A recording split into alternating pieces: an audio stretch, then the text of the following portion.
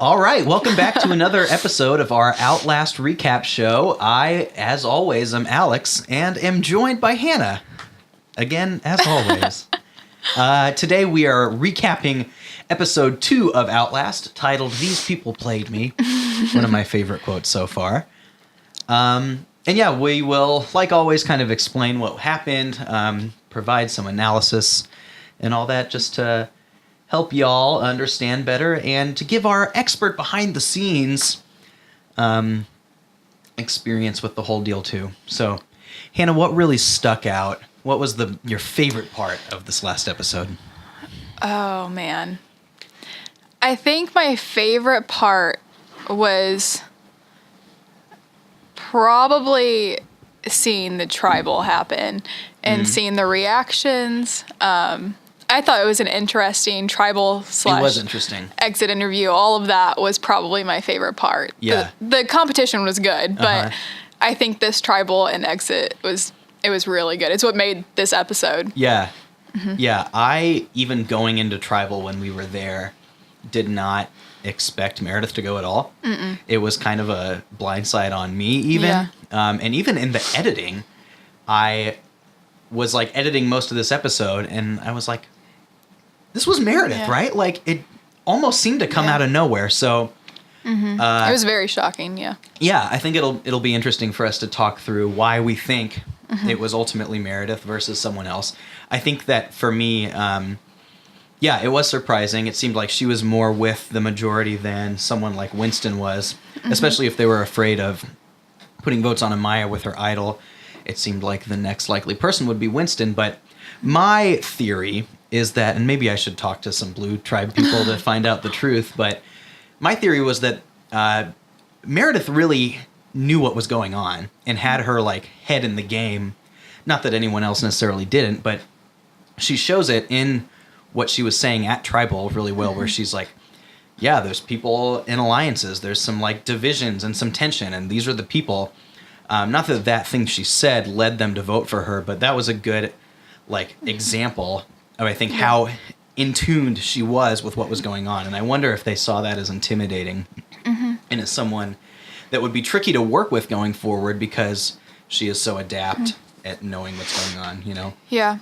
I don't know. I mean, I kind of felt the opposite. I thought she was underestimated. I don't think that they, from my view, I didn't think that they even realized that she was actually pretty good at playing this game. I think she was very underestimated. I mean, I think they probably kind of saw her as a little bit of one of the weaker ones, like not bringing too much, which if Meredith is watching, I don't think that's true. No, but Meredith you played the great. game amazing. I know. But I don't think that they saw that. I think that they kind of just saw her as an outsider, maybe not bringing too much, at least with Winston. Yeah. I mean, he did have something, like, I think in the challenges, he seemed to be more helpful.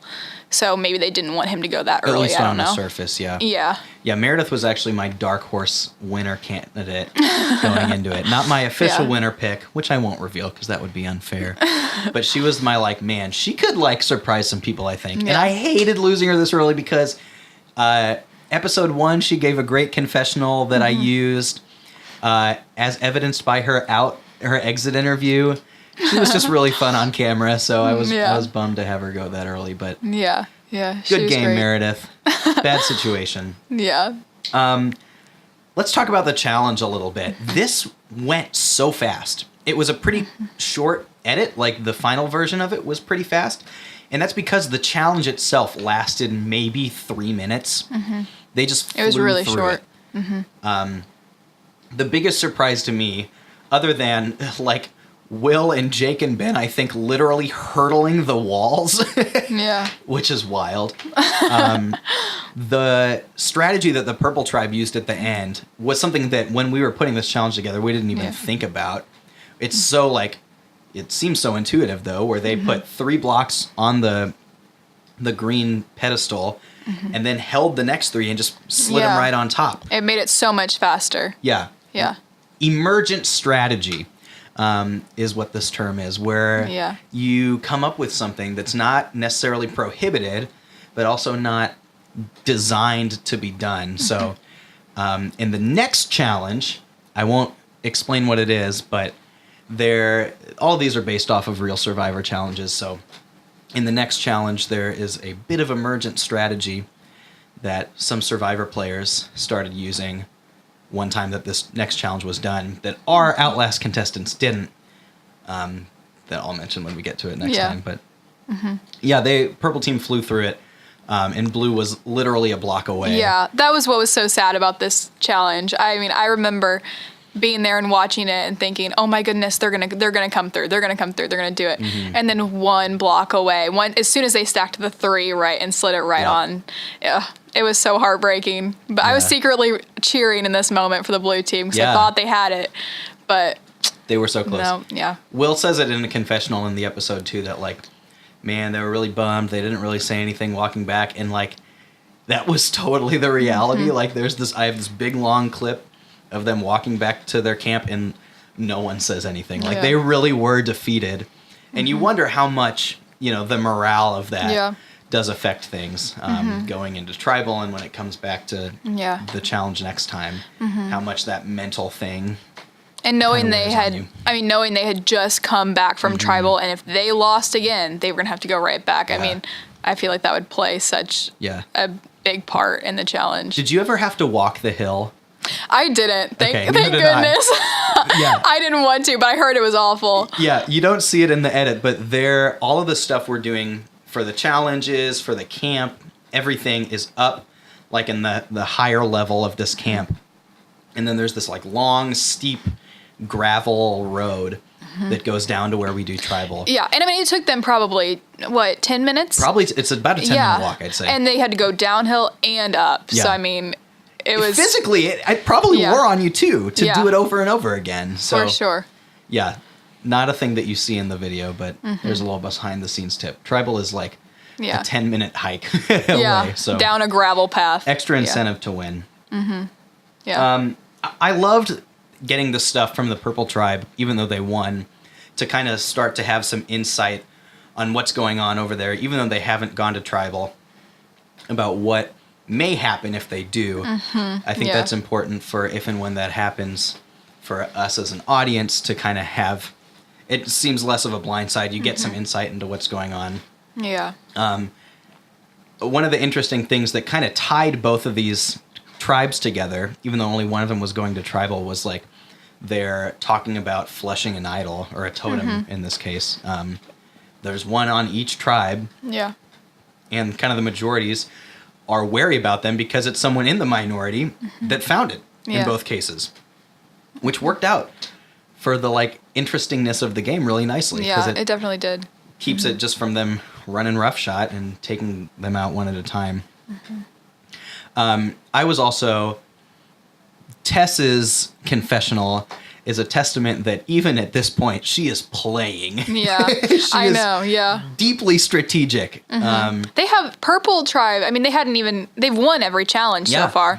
They hadn't even had to really think about who they're going to vote out. And, I mean, a good number of the players on that team were ready. Like, they had a strategy and were trying to make things, trying to start things within the group. So, it was they had a interesting. full plan.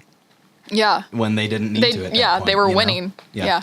The idea of flushing an idol, of course, we may have talked about this on our last recap. Yeah. But to try and get someone to use the idol, the totem, when they don't need to, so you convince someone they're going to get votes so that they play their totem, and then that you actually vote someone else out to get it out of the game, right? So both tribes talking about that this episode. I think one of the interesting things from this episode, too, with Meredith particularly, was there were some shots where Amaya's talking to Meredith, telling her, I think I'm going to play the idol. I think it's one of us. And then it really looks like Meredith takes that. Well, it does. Meredith takes that information to Jake and Will and Lydia and Jenna and says, like, hey, she's thinking about using the idol, Yeah. And then those people turn around and vote her out after she has been, kind of playing both sides and relaying information to them. Yeah. Smart move on Amaya's part, though, with not playing the idol. I mean, or the totem. Yeah. I mean, she yeah, she didn't play it, and she knew what was going on. So, good move on her part. Yeah. I wonder what other conversations were had that made her pretty confident. Yeah. Because I think especially at Tribal, there was... so Jenna had a thing that she said that I think was really intentionally said to make Amaya feel nervous and play the idol, right? Because the question was something along the lines of like, how do totems or whatever play into this vote? And she's like, yeah, we all know Amaya has one, and that makes her a big threat. And so her name has come up a lot. When at that point, I'm sure they know that they're voting for Meredith, but I think she said that really like smartly to try and flush that totem out. But yeah, Amaya still felt confident enough not to play it even after that was said. Yeah. Lots of people are thinking through a lot of stuff. It's like the little things like that are especially impressive to me, that Jenna would think to plant that seed last second of like, oh, maybe we can get the idol or the totem out with this by trying to make her feel nervous. Anything else from this that we haven't touched on that is worth mentioning? I don't know. I mean, my favorite part was for sure the exit interview. Yeah. But so good. Yeah. These people played me. I loved it. Yeah. I am hurt. I love the finger point. That's what gets it. That's what gets me. We should make Outlast GIFs. Yes, we should. I think it's GIF, but whatever. You know those people. No, but we really should. They were so good. Oh my gosh. Yeah, ultimately I think that Meredith played really well and seriously had a really good idea of what was happening in the game. And I wonder if that was her downfall, where if maybe she would have just kind of blended in more, she would have at least made it past this vote. Now, that's not necessarily the best long-term strategy, but yeah, I'm still kind of not completely sure why they went her versus Winston or someone else, but... Or even Amaya. I mean, they didn't even try to get her out, so... Yeah. We mentioned it a little bit about how, again, it was good for Amaya to sit on that totem, but really the immunity totems mathematically gain power with each, episode you hold on to it, right? Because you're... Yeah. And they even talked about that. Yeah. I mean, they knew that, Yeah. And so another good move for her to sit on that in a time that she didn't need to play it. So we'll see how that and also how Ben's impact the game going forward. Yeah. So I think that's it, unless you've got anything else. I'm good. Make sure that you're subscribing to our channel on YouTube. And you can also go to socc.org/outlast. And that'll put you right where you need to be to see all of our episodes. We'll do another recap after episode 3 next week. Actually, we've got a week off next week because there's no the 6 next week from today, which would be the... I don't remember. We're recording this way early. Sometime in September? Yeah. So episode 1 is the 19th. Episode 2 is the 26th. Then there's a week off. Yeah. And then the following week. Oh, it's Labor Day. Ah, there it is. It's Labor Day. Yep. Yeah, so September 6th, I think. Something like that. But we don't have, no 6th. Yeah. No 6th. No 6th on the 6th. That works out nicely. But we'll be back after that. Enjoy your week off. Try not to speculate too hard in the meantime. Yeah. Cool. Thanks for watching. Awesome. See ya.